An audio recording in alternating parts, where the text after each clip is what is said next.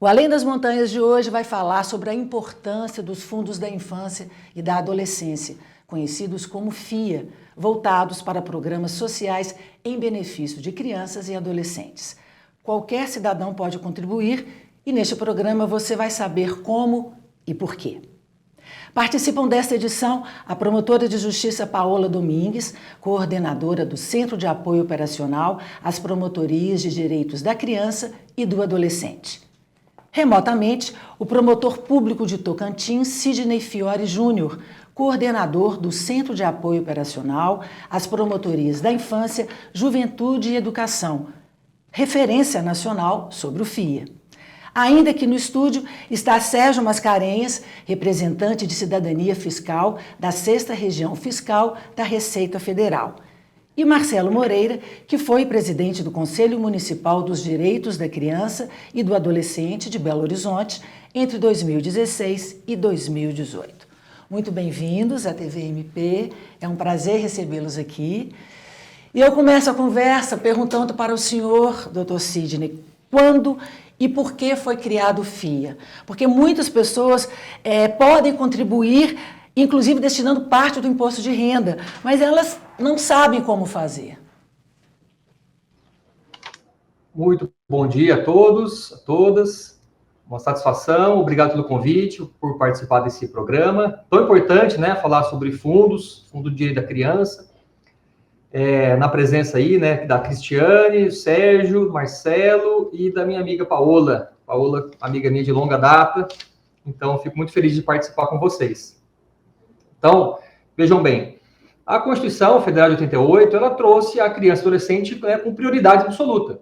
O governo federal lhe reconhece que há necessidade de um incentivo para que mais financiamento possa chegar lá na ponta, em programas e serviços que tratam, que cuidam de crianças e adolescentes. Pensando nisso, foi criada, então, uma dedução fiscal. O governo, desde a redação original do Estatuto da Criança, a Lei 8.069 de 90, já trouxe, portanto, a criação dos fundos da criança e do adolescente, que a gente chama de FIA, com a possibilidade de uma dedução fiscal de 6% para aqueles contribuintes que usam o modelo completo do imposto de renda. Na hora de fazer a declaração do imposto de renda, precisa usar o modelo completo. Quem usa o modelo completo, então, desde 1990, vejam bem, já poderia fazer essa destinação de 6% do imposto devido. Então, a base de cálculo é o imposto devido. O contribuinte que quiser participar tem que olhar sua última declaração, olhar o imposto devido e projetar esse percentual de 6%. Então, a gente sempre fala, você não está pagando nem mais nem menos imposto. Você está apenas tirando uma pequena fatia do bolo que iria para o governo federal e você pode doar para algum fundo da sua escolha. Você pode escolher, pode doar para o fundo de qualquer município do país, pode doar para o fundo estadual de qualquer estado e também para o fundo nacional. E a grande novidade, se é que a gente pode dizer, é que em 2012, com a Lei 12.594, que é a lei do SINASE, foi criada a opção, a oportunidade para aquele contribuinte que não fez a doação ao longo do ano fiscal, que a gente chama, então, portanto, de um retardatário, é a pessoa que não fez a doação ao longo do ano, no momento que ela está fazendo a declaração do imposto de renda, em março e abril, ela também agora pode fazer a doação dentro do programa gerador do imposto de renda da Receita Federal, aquele que a gente tem que fazer o download para fazer a declaração. Só que o governo colocou, digamos, uma multa. Você não pode mais agora doar 6%, porque você é o retardatário. Agora você só pode doar 3%. Então, a gente sempre gosta de fazer a campanha, né, para que as pessoas façam a doação para a conta do CMDCA, né, através, muitas vezes, de guia de arrecadação, através de uma DAN, que é muito melhor porque a gente arrecada 6%. Mas agora, né, meus amigos, nós estamos na beira, né, de começar o período de declaração. Então, agora a gente tem que focar e nós temos que ensinar as pessoas em como preencher a sua declaração e como fazer essa destinação de 3%. Até apareceu a imagem aí, mas de repente, né, Cristiano, a gente pode ir mais à frente, eu passo a palavra para alguém e mais para frente a gente pode ensinar detalhadamente como fazer.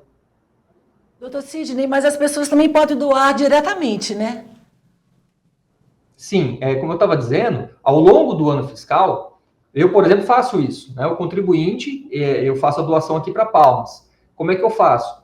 Eu já tenho o número da conta. eu faço a minha doação, hoje em dia pode ser inclusive por Pix. Você faz a sua doação baseado no 6%, né? Porque eu já olhei a minha declaração do ano anterior, não houve grandes variações na minha renda, nem nas minhas despesas de um ano para o outro.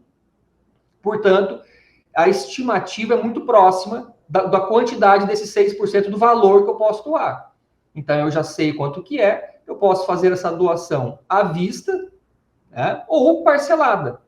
Eu costumo fazer à vista, porque como eu já sou doador há muitos anos, sempre que eu recebo a minha restituição, que já vem acrescida, inclusive, de correção monetária, que é a minha doação do ano anterior, eu vou receber esse ano. Quando pinga ali na minha conta esse valor, eu automaticamente já faço a doação de novo para o Fundo da Infância aqui de Palmas. Então, é como se fosse um capital de giro. O doador ele fica fidelizado. A partir do momento que você percebe que tudo que você doa, 100% do que você doa, né, você recebe integralmente esse valor na sua restituição, inclusive corrigido monetariamente, lembrando que a taxa Selic hoje está em 13,5%. Então, além de fazer uma doação, você também está fazendo até um investimento, né? Então, por que isso não é tão, digamos, informado, compartilhado? Porque o governo federal deixa de arrecadar 6%. Então, dificilmente você vai ver, né, nas grandes mídias esse tipo de campanha que nós estamos fazendo aqui agora. Ô Sérgio, como que a Receita Federal acompanha essas destinações ao FIA, feita pelos contribuintes? Bom dia, né? Quero agradecer também o convite para participar desse programa. Cumprimentar Marcelo, Paola, Cristiane, Sidney. Sidney fez um belo resumo, né, de tudo que envolve a questão da destinação. O acompanhamento da Receita Federal, na verdade, a Receita está dentro de um grande fluxo, né?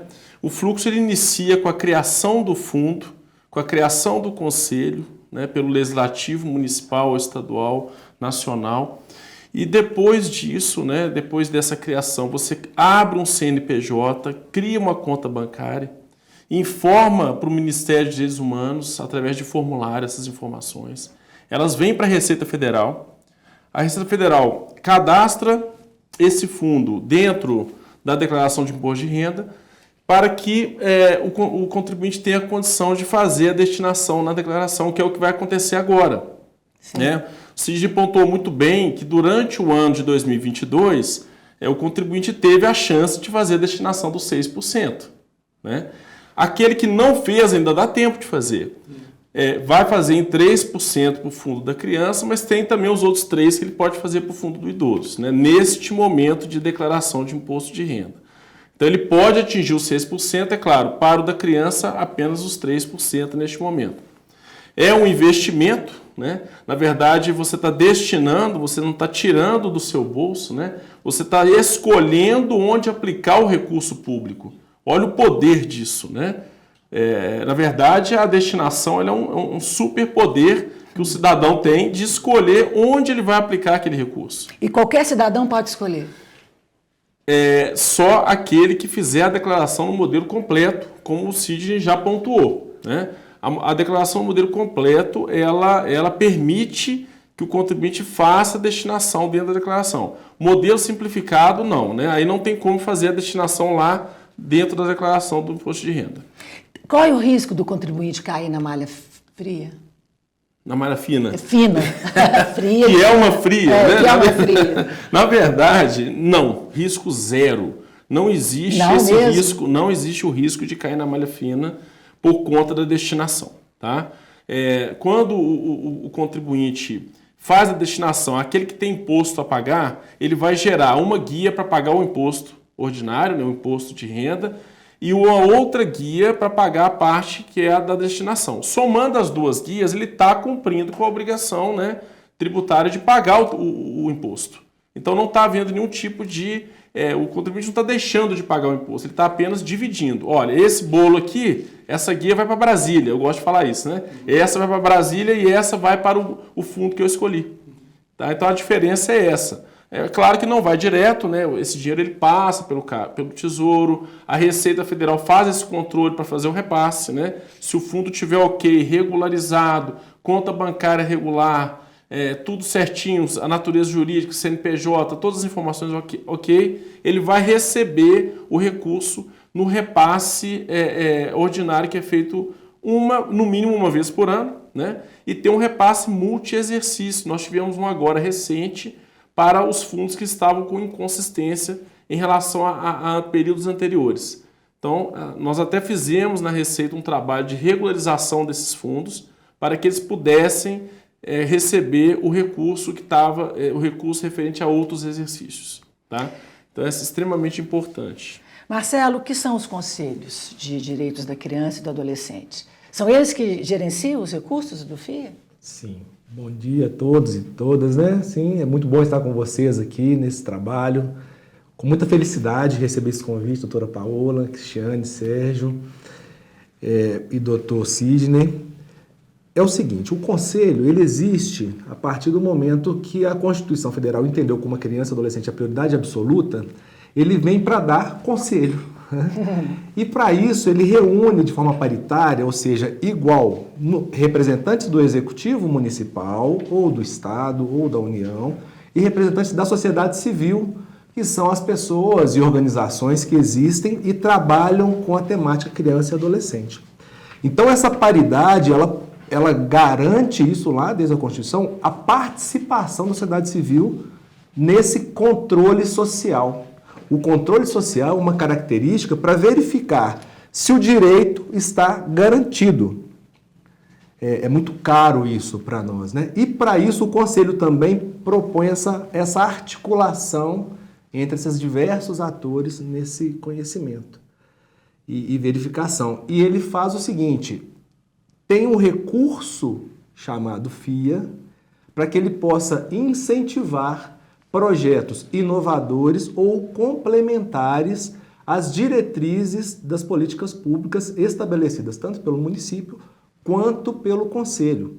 Então, o conselho é um órgão que não está dentro do organograma do Estado vinculado ao prefeito ou vinculado ao governador ou ao presidente. Ele é um órgão que tem o compromisso de garantir direitos de crianças e adolescentes. E é ele que determina como que o recurso vai ser utilizado. Ele gerencia, então, os recursos. Quem materializa, ou seja, cumpre os procedimentos para haver o repasse, né, faz o depósito do dinheiro, é o executivo, do município, do estado ou da União. Mas quem determina para qual projeto, ou campanha, ou capacitação que esse recurso será utilizado, é o Conselho de Direitos. É uma gestão simples? É desafiadora, é uma gestão desafiadora. Quais são os grandes desafios, então, Marcelo? O desafio principal é quando a pessoa ela sai de um lugar de execução da política pública, seja dentro de uma organização da sociedade civil ou dentro do executivo, e vai para um lugar de gestão e monitoramento, né? Eu acredito que nós falaremos um pouco mais à frente sobre o marco regulatório das organizações da sociedade civil, que é uma lei recente, né, de 2014, e que ela aponta para essa transparência, como foi bem colocado, né, pelo Sérgio e Dr. Sidney, do uso do recurso público. Então, as pessoas que estão no conselho, elas também, num processo contínuo de capacitação para fazer com que o recurso seja utilizado da melhor forma e gerar transparência e confiança, tanto para as pessoas que fazem a destinação, quanto para os órgãos fiscalizadores, que são muito importantes nesse processo, e as organizações com os projetos e programas beneficiados com o recurso público. Você sente que há uma desconfiança do contribuinte? Existem vários mitos, como foi falado da malha, né? Da Sim. malha fina, que é uma fria. Que é uma fria. Criamos um bordão. A própria situação no texto do Estatuto da Criança e Adolescência, no artigo 260, ele trata da palavra doação, né? A doação ela tem uma característica, a destinação fiscal tem outra característica, porque diz de recurso público. Então, sendo recurso público, tem que cumprir o rigor do uso do recurso público. Então, essa ainda, o desafio é apresentar e articular com esses atores todos para acontecer que esse recurso ele caia na conta, que é específica, né? É bom falar isso. É uma conta específica? Uma conta específica, um CNPJ específico que esse recurso é depositado. Nenhum gestor ele pode acessar essa conta se não houver a deliberação, né, que é a decisão do Conselho de Direito. A gente pode falar que o FIA é um órgão ou não? Não, ele é um fundo, ele é um dinheiro, ele é uma conta, e esse dinheiro ele só pode ser acessado posterior à deliberação, ou seja, à decisão do Conselho. Doutora Paola, o MP acompanha a atuação dos conselhos? Cristiane, também quero cumprimentar a todos, dizer da minha alegria de estar aqui hoje, cercado de pessoas que conhecem tão bem da temática do FIA, né? Doutor Sidney, meu amigo, Sérgio da Receita, Marcela também, conhecido de longa data, aí um grande defensor dos direitos da criança. E sim, o Ministério Público acompanha sim, o funcionamento e organização dos conselhos municipais. Em primeiro lugar, eu acho que é importante dizer que o Ministério Público ele é um grande fomentador, e foi um grande fomentador da criação desses conselhos. Em 1990, quando o ECA foi publicado, quando o Estatuto da Criança e do Adolescente, né, é carinhosamente chamado de ECA, foi publicado, ele veio trazendo a necessidade da criação desses conselhos. Mas, de lá para cá, a estruturação desses conselhos, a publicação de leis, a realização de eleições, né, a composição desses órgãos, em grande medida, ela aconteceu por uma atuação do Ministério Público que cobrou dos gestores municipais, principalmente, né, dentro dos municípios, a criação desses órgãos. E o Ministério Público acompanha, participa muitas vezes das reuniões dos conselhos de gestão, né, dos conselhos. Nós, aqui em Minas, temos todo um roteiro, um passo a passo para auxiliar o promotor de justiça nesse processo de saber como que o Conselho vem se estruturando para a utilização do recurso do FIA.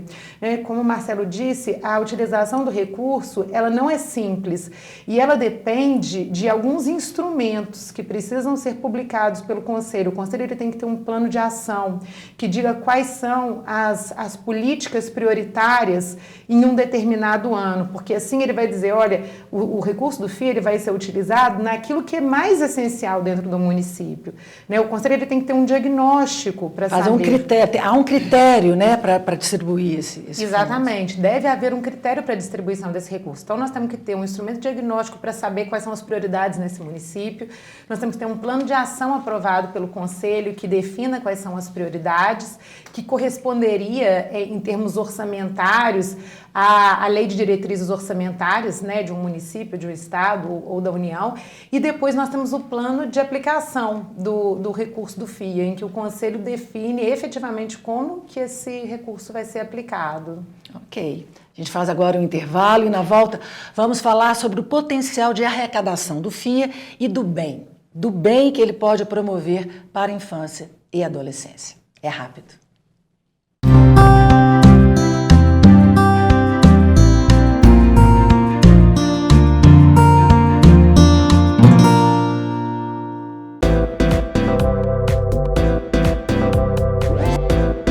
TV MP, em todo lugar, ao seu lado. Realização: Ministério Público de Minas Gerais.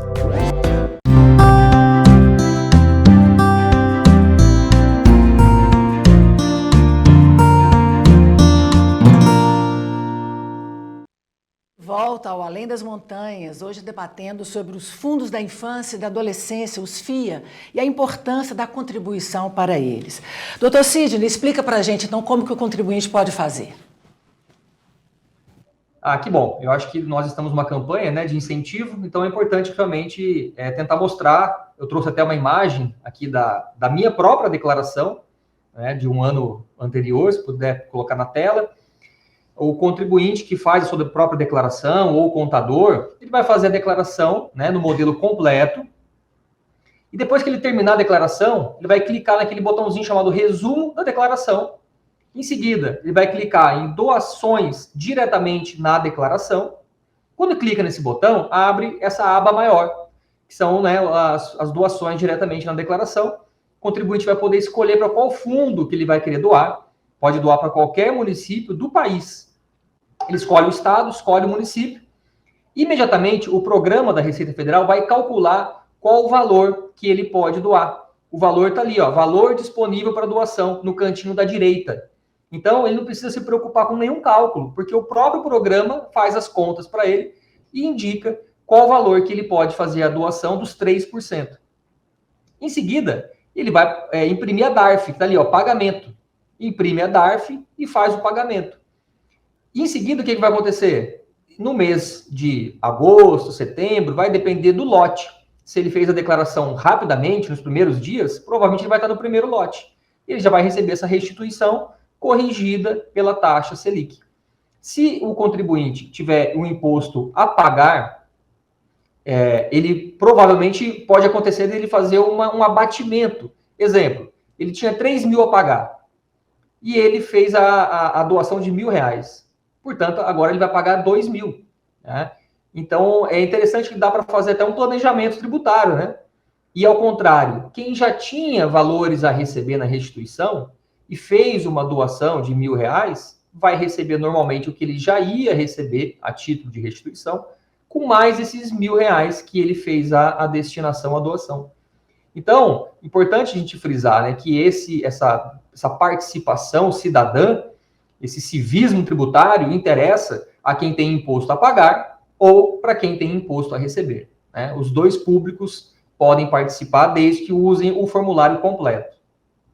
Ok.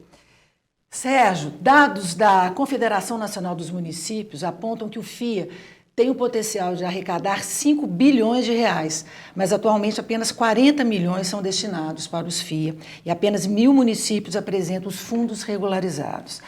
No site da CNM, você pode ver o potencial de arrecadação para o FIA do seu município. Eu queria que você explicasse para a gente vai ver agora na tela, queria que você explicasse para a gente o potencial de arrecadação em Minas. Perfeito. Esse potencial, eu gosto de dizer o seguinte, esse potencial ele é um poder na mão do contribuinte. Qual é o valor desse poder? Vamos aos números. Em Minas Gerais, mais de 695 milhões de reais com potencial para serem destinados. Tá? Esse potencial é de 6%, esse valor, né? O potencial de 3% seria metade deste valor, mais de 347 milhões. O que foi destinado, agora vem um susto, né? É um susto e um incentivo para que vocês façam a destinação, para que o contribuinte, o cidadão, exerça a sua cidadania fiscal e realize essas destinações para quem precisa, né? Então vamos lá. Destinado em 2021, pouco mais de 13 milhões. Destinado em 2022, pouco mais de 16 milhões. Apesar de um crescimento significativo, né? De mais aí de 23%, que é positivo, fruto do trabalho de todos os parceiros e dos próprios conselhos, né, incentivando essa destinação, apesar desse aumento, é muito tímido ainda. A gente tem 4,73% de percentual de destinação, ou seja, 95% dos recursos estão indo direto para Brasília. Poderiam ir para o município, para o estado, e estão indo direto para Brasília porque o cidadão ele não está exercendo esse direito que ele tem, esse poder que ele tem de escolher para onde mandar o recurso. Mas por que ele não está exercendo? Falta de informação. Né? O Sidney falou muito bem, é muito fácil fazer isso. Se você mesmo faz a sua declaração, você faz tudo bonitinho no final, deixa para o final. Né? Eu gosto de dizer que a destinação de tão boa, a gente deixa para o final. Então, assim, no final da declaração, eu vou dar aquela olhada e falar assim, agora eu vou fazer uma boa ação, eu vou destinar. Né? Você está usando o termo destinar, né? Qual que é a Sim. diferença entre destinação e doação? Bom, é um exemplo simples, né? Se eu tenho 3 cobertores e doar um cobertor, eu fico com 2 cobertores. Doação. Né? Então, nesse caso, é uma doação. A destinação eu não estou tirando do meu bolso. Eu estou escolhendo uma parte do que eu já ia pagar para onde vai esse recurso. A diferença é essa. A doação reduz meu patrimônio e a destinação não. A destinação eu estou apenas distribuindo o recurso do meu tributo a pagar. E agrega outras coisas, claro. Exatamente. Também, né? E agrega pelo lado social, já que você está estimulando a aplicação em projetos sociais, que é o que os conselhos fazem a gestão, que o Marcelo já explicou muito bem. E quando a destinação é de 3% e quando ela pode chegar a 6%? Bom, no ano calendário, durante o ano calendário, que a gente chama de ano calendário, no caso 2022, o Sidney falou já sobre isso também, né, o Marcelo, que durante o ano calendário você consegue atingir os 6%, que é o máximo. É o máximo. Né?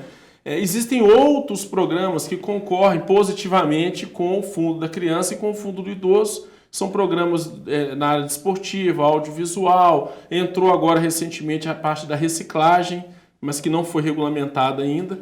Né? Então, assim, tem algumas situações que a gente consegue atingir os 6% durante o ano calendário. Ou tudo para o Fundo da Criança, né? Se for esse o desejo do contribuinte. Agora, na declaração, existe uma limitação de 3%. Então, eu posso chegar a 3% para o Fundo da Criança e 3% para o Fundo do Idoso, tá? Respeitando o que já foi destinado durante o ano de 2022. Então, se você já destinou e sobrou alguma coisinha, vai aparecer na aba da destinação o valor já que você tem disponível para destinar. Então, é bem fácil de fazer. Se você tiver dificuldades, procure o profissional de contabilidade. Sim, contador. E se mesmo assim, após procurar o profissional, verificar nas redes da Receita Federal, você ainda tiver alguma dúvida, nós temos ainda uma parceria. Vou aproveitar o momento para falar do Núcleo de Apoio Contábil Fiscal, que é uma parceria da Receita Federal com as universidades em todo o país, né, que eles também auxiliam no preenchimento da declaração de imposto de renda. Doutor Sidney, como que o Ministério Público tem trabalhado e se empenhado na campanha para melhorar essa arrecadação? Cristiane, eu pessoalmente tenho, percorrido vários municípios, ajudado os conselhos municipais a fazer uma boa divulgação. Eu sempre digo que é importante ter a mobilização da própria sociedade civil. Eu posso contar aqui para vocês um resultado bem interessante de um município que eu trabalhei durante alguns anos como promotor, em que crianças estavam falecendo por falta de uma UTI pediátrica. E os pais, as mães, desesperados, foram na promotoria dizendo como que a gente consegue ajudar o Ministério Público, já que eu sei que existe uma ação civil pública em andamento, existe uma decisão judicial determinando ao Estado a instalação de uma UTI pediátrica, mas o Estado não está cumprindo a decisão judicial, e a gente precisa disso para ontem. Eu falei, vamos então nos mobilizar e tentar fazer uma arrecadação boa, e vamos tentar implantar uma UTI pediátrica. A gente conversa com o Conselho Municipal, se o Conselho Municipal, né, deliberar nesse sentido, entender que isso realmente é uma defesa importante de criança e adolescente, vamos ver se o CMDCA destina uma fração para essa finalidade, e deu certo. O Conselho, obviamente, de defesa da vida de crianças e adolescentes, o Conselho entendeu pertinente, e uma fração desse valor arrecadado foi para essa finalidade, e nós construímos, portanto, uma UTI pediátrica, apenas para dar um exemplo do que dá para fazer com esses recursos, né? Então, a gente incentiva também os municípios a criar uma espécie de selo da empresa amiga da criança,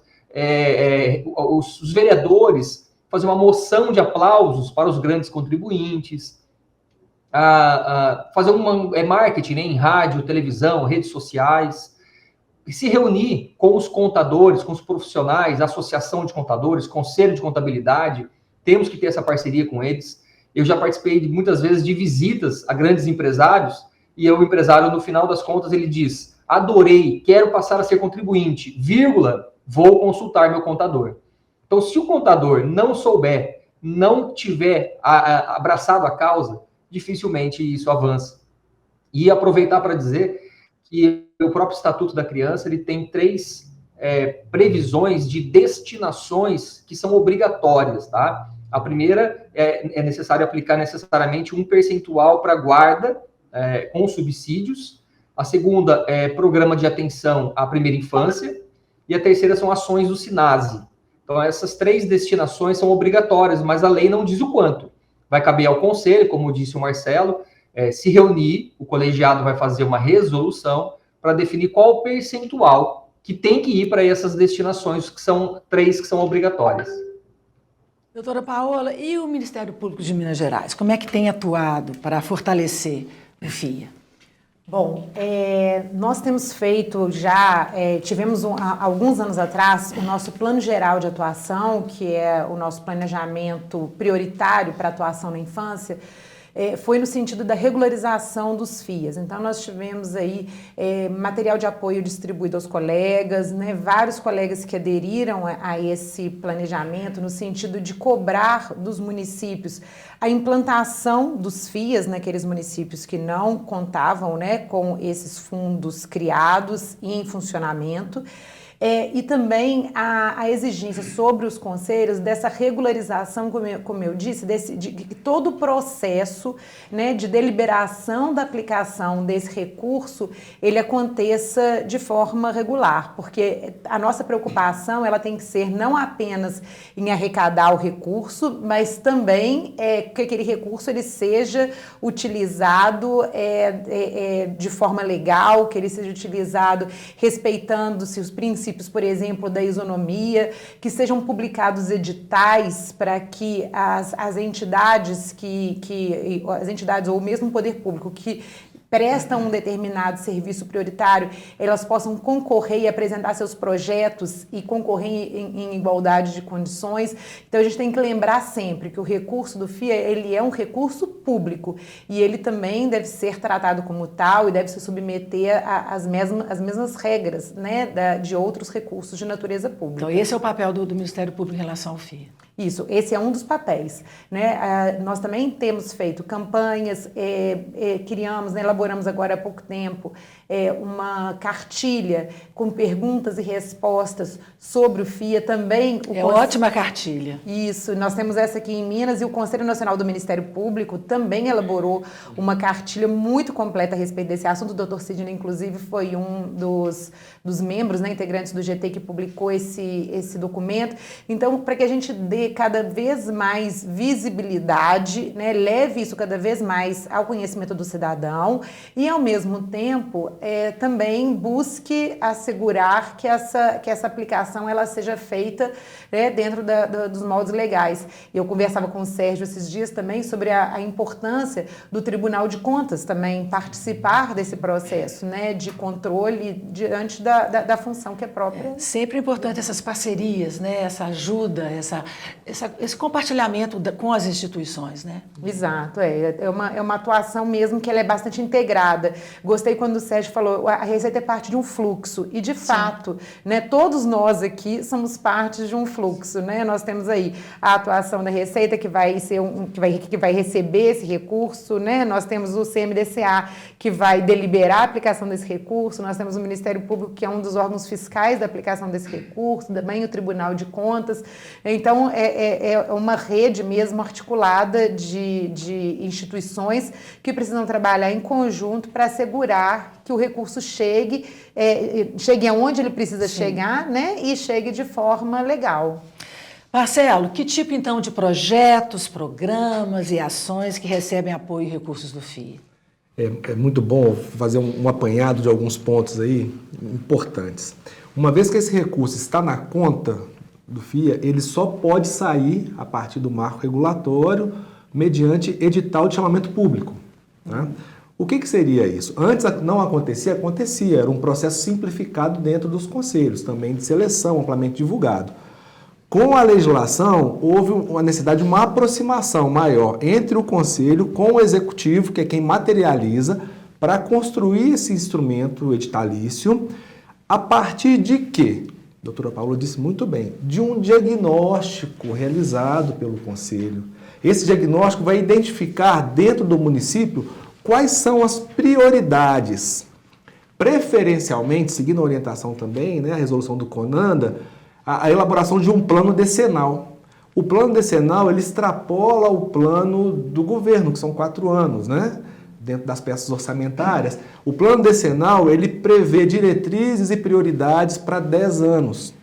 Então, quando o conselho elabora o seu plano de ação com as diretrizes e depois o plano de aplicação com o recurso que tem no fundo para ser utilizado, ele reserva uma parte desse dinheiro para abrir um edital, publicar um edital, receber projetos de organizações da sociedade civil ou de órgãos governamentais, desde que estejam regularmente inscritos no Conselho. E eles são monitorados, né? As organizações são monitoradas pelo Conselho, são visitadas, tem comissões que fazem esse acompanhamento.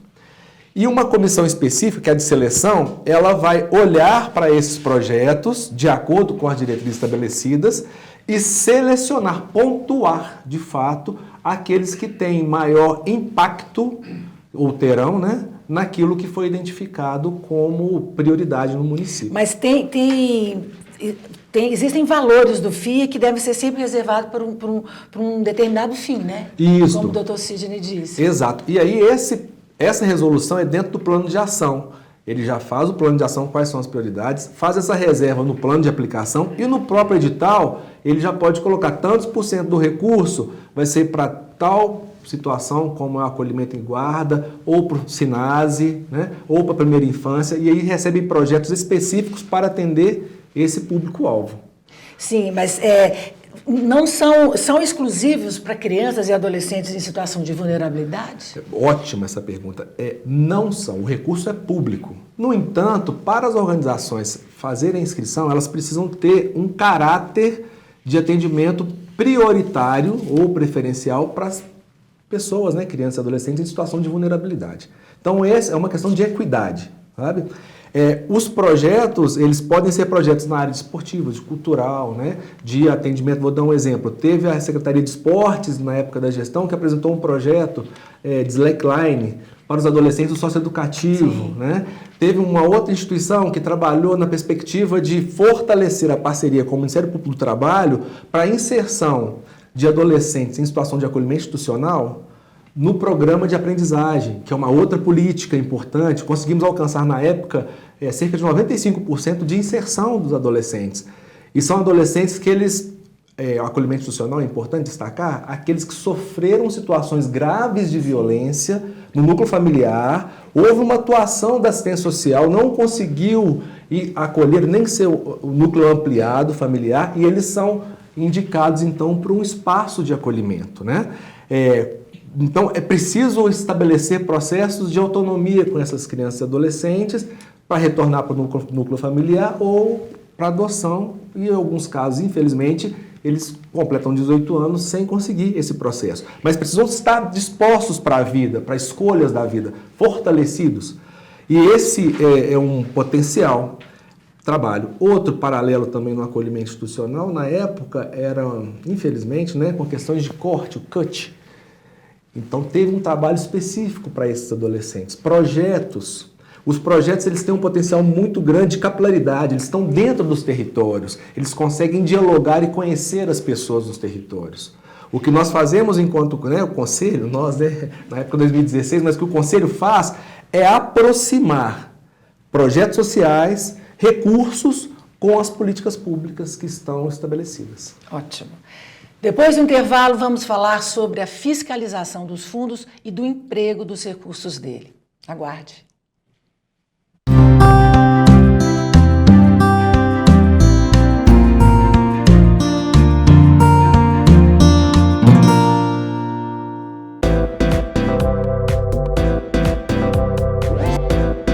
TVMP, em todo lugar, ao seu lado. Realização: Ministério Público de Minas Gerais.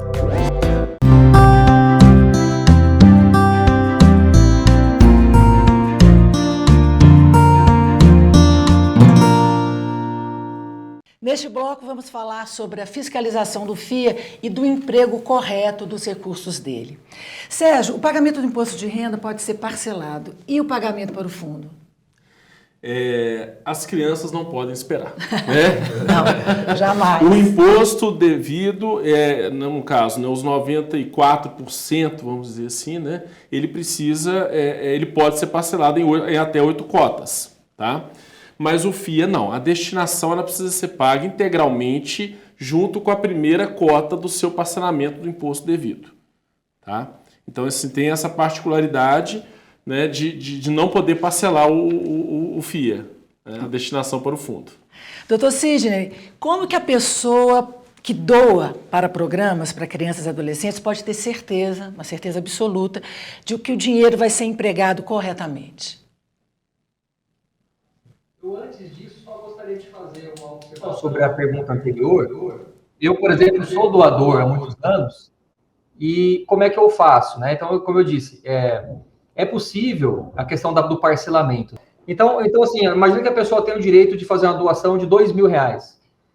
Ao longo do ano fiscal, ela pode procurar lá o CMDCA e dividir esses R$2.000 da forma como ela quiser. De janeiro a dezembro, ela faz vamos imaginar que ela divide em 10 parcelas. Janeiro, fevereiro, quando chegar em outubro, ela já pagou os R$2.000 dela.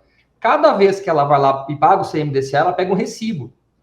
Inclusive está no artigo 260 do Estatuto da Criança, o que tem que ter dentro desse recibo, as informações essenciais. Então, essa é a forma como a gente sempre tenta divulgar, é o nosso carro-chefe de divulgação por ser, né, por atingir os 6%. E a sua pergunta é sobre como que a gente garante que o recurso chegue no serviço, no programa para criança e adolescente, né? Bom, acho que o Marcelo explicou muito bem, né, como que se faz o diagnóstico, o plano de ação, né, que tem que ser instrumentalizado na LDO, o plano de aplicação ou plano de execução, que vai ser materializado na lei orçamentária anual, na LOA, e o Ministério Público fiscaliza isso tudo, né? Muitas vezes a gente sabe que, infelizmente, alguns municípios, por questões administrativas, têm realmente dificuldades de fazer a execução orçamentária. Muitas vezes o CMDCA está contente porque arrecadou R$2 milhões. Aí a gente pergunta, mas esses 2 milhões têm previsão orçamentária? E esse trabalho não foi feito. Então, se esse trabalho não foi feito, de colocar o dinheiro, colocar o recurso financeiro na lei orçamentária, não há previsão orçamentária. É triste, né? Eu já vi acontecer isso muitas vezes. Então, esse trabalho de planejamento, que, né, ele é antecessor, ele antecede a captação, e a doutora Paola explicou bem que o MP de Minas está fazendo isso, né, fazer esse trabalho estrutural, para que o CMDCA funcione a contento, né, para que as peças orçamentárias reflitam aqueles anseios, aquele plano de ação, ou seja, quais são os gargalos da política pública de Belo Horizonte? Bom, a gente quer atingir esses resultados, esses objetivos, portanto, a gente precisa captar R$30 milhões. Bom, a expectativa é alta, é captar 30 milhões, esses 30 milhões tem que estar nas peças orçamentárias. E tem que correr atrás para conseguir fazer essa captação. Enfim, não é um trabalho simples, né? Mas nós estamos na véspera aí de fazer a declaração do imposto de renda. Então, acho que um programa como esse é muito, muito mesmo interessante, sabe? Para explicar e mostrar o tanto que é simples, né? A pessoa de dentro da casa dela, fazendo a própria declaração, né? É o herói de dentro de casa, né? Não precisa nem sair de casa para fazer uma boa ação. Doutor Sidney, eu acho que falta mesmo assim, uma divulgação para a população saber dessa possibilidade mesmo. Né? O trabalho é anterior ainda, né? É de divulgação, de conhecimento mesmo. Então, como eu disse, como o governo federal ele faz uma dedução, ele abre mão de uma porcentagem, né, do imposto de renda. O imposto de renda, como a gente sabe, é um imposto que é da União na repartição das receitas. Então, assim, a gente não vê isso, né, sendo divulgado, né, a gente brinca, isso a Globo não mostra, né? Então a gente brinca mesmo porque realmente isso não acontece. Então cabe muito a gente fazer essa movimentação, né, chamar a sociedade civil, chamar os conselhos de classe, fazer reuniões com os contadores, com os servidores públicos, produtores rurais. Aqui no Tocantins, pelo menos, a realidade é que os produtores rurais, quase 100%, eles são pessoas físicas, não são pessoas jurídicas. Portanto, eles têm muito a contribuir, né? Eles podem atingir os 6%. As empresas, lembrar que as empresas têm o potencial de doar apenas 1%, tá, do seu imposto devido. E apenas as empresas tributadas pelo lucro real. Então, reduz muito, sabe, o nosso público-alvo, mas, ao mesmo tempo, o CMDCA pode criar uma comissão de mobilização de recursos e visitar essas empresas. Aqui, por exemplo, no município pequeno aqui ao lado, chamado Porto Nacional, eu fui lá dar palestra esses dias. Lá tem 30 empresas tributadas pelo lucro real. 30 empresas, dá para fazer essas 30 visitas em um mês, no máximo. Claro que Belo Horizonte deve ter milhares de empresas tributadas no lucro real, mas dá para se organizar, dá para criar uma comissão e, de fato, fazer essas visitas, né? De começar pelas maiores, as que mais pagam imposto, né? Porque eu tenho certeza também, Cristiano, na hora que essa informação chegar com essa clareza, né? E o Sérgio falou muito bem, né? Você não está diminuindo o seu recurso, né? Né? Quando você faz uma destinação, você não está perdendo nenhum centavo. E hoje em dia, muito pelo contrário. Tudo que você doar, você vai receber de volta e ainda corrigido pela taxa Selic. Sérgio, os doadores podem escolher qualquer fundo no Brasil? Exatamente, né? Esses potenciais, eles são o potencial de acordo com o contribuinte, de acordo com o domicílio do contribuinte, mas não impede que ele escolha o fundo para o qual ele vai destinar. Pode ser município, pode ser qualquer município, estado ou nacional, desde que o fundo esteja constituído, né, com a conta bancária aberta, né, com o CNPJ criado e dentro da declaração de imposto de renda, no caso, da destinação direta na declaração. Pode haver mais de um FIA no mesmo município? Pode, né? Pode. O fundo da criança e adolescência, um, e o fundo do idoso, outro, né? FIA, não. Na verdade, Sim. O município ele pode ter apenas um fundo, né? Mas o município ele pode ter vários outros tipos de fundo, inclusive do idoso. E a implantação do FIA no município é obrigatória? Ela não é obrigatória, mas ela é estimulada, né? Como a Paula falou, a gente faz esse trabalho de estímulo para que os municípios criem os fundos da criança, da adolescência e do idoso, tá? Hoje nós temos aí um volume maior, né, de fundos da criança no estado, 853 municípios, um número exato em torno de 300 municípios com fundo criado, mais ou menos. O do idoso ainda está tímido, né, um fundo mais novo, mais recente. Mas a ideia é que todos os atores do fluxo trabalhem para a criação e regularização dos fundos em todos os municípios do Brasil, né? Inclusive nos estados também. Tá? Então a ideia é que a gente trabalhe na criação e regularização para que todos tenham a oportunidade de receber esses recursos direto do cidadão. Marcelo, qual que é a importância social do FIA? Imensa, imensa. O conselho, é importante destacar, ele não trabalha assim, a sua função primeira é o controle social, né, o monitoramento das políticas públicas do município, né? Então ele é maior esse trabalho que o apoio financeiro a projetos sociais. No entanto, esse recurso é o recurso que vai para aquilo que mais precisa, é aquilo que é urgente, ou então aquilo que tem um caráter preventivo.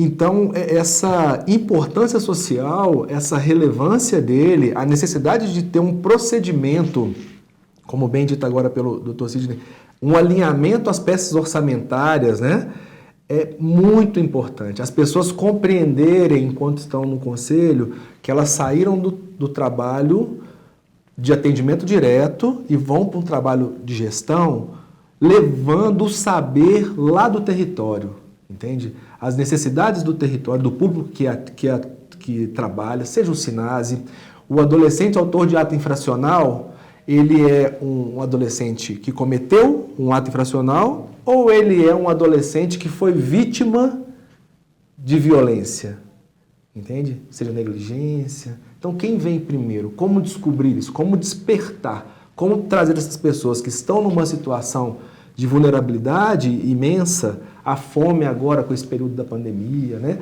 Os agravos psicológicos que nós tivemos também, todos esses agravos, como trazer essas pessoas novamente para o campo dos sonhos, da alegria, do direito garantido, né? Dessa intersetorialidade das políticas que conversam.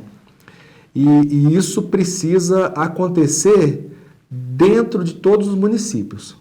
Como que a pessoa pode saber em qual projeto ela pode... né, ela precisa procurar o CMDCA da cidade que ela está. Que com certeza tem ali potenciais de projetos, o conselho ele faz esse monitoramento e pode apresentar para as pessoas, né, como que estão acontecendo as propostas de complementariedade da política pública dentro do município. E vocês têm retorno dessas pessoas que investem, das entidades? tem algum retorno?